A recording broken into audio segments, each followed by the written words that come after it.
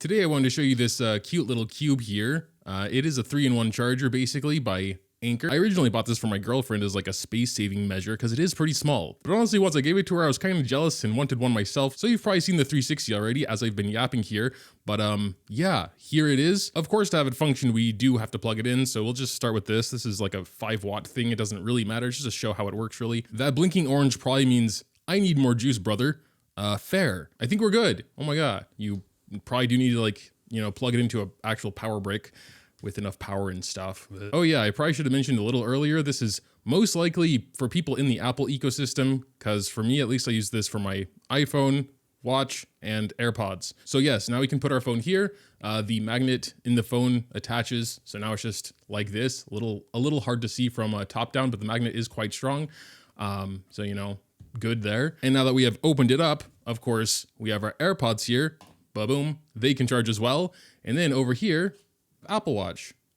There we go. Just like that, charging 3 things.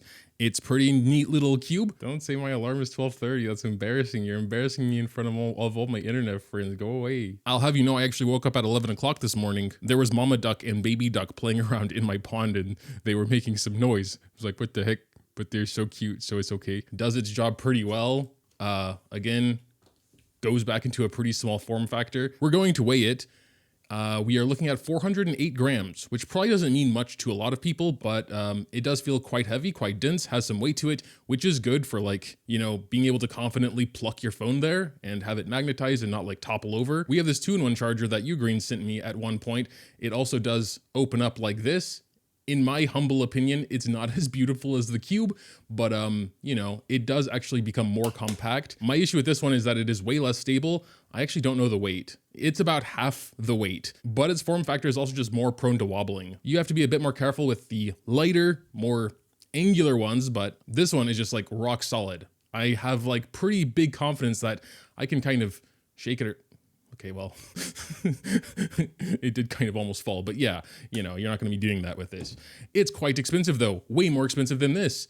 I think twice the price actually. Its total charging power is 30 watts, which yes, sounds extremely low compared to a lot of these 240 watt fast charger things, but because this is a device meant for the Apple Trio, it actually is enough. I mean, I've been using this thing for months now at this point. My main use case so far has been putting my trio of devices on it before I go to sleep, and they're all charged. Yeah, that makes sense. The Ugreen one is 20 watts max because there's no Apple Watch to take care of. So yeah, 15 for the phone, 5 for the AirPods. Maybe that's just standard. I don't know. I never really thought about it that much. Well, your boy did just do some research. Crazy, I know. The 15 Pro Max at least caps out at 15 watts wireless charging anyway, so yeah, you're kind of getting as much as you can with wireless charging. Though apparently starting with the iPhone 16, they can do 25 watts wireless charging. So could be they have an updated version of this with, a higher watt charger. Regardless though, I would never use wireless charging if I'm in a desperate need to fill up my battery really quickly before I leave somewhere, for example.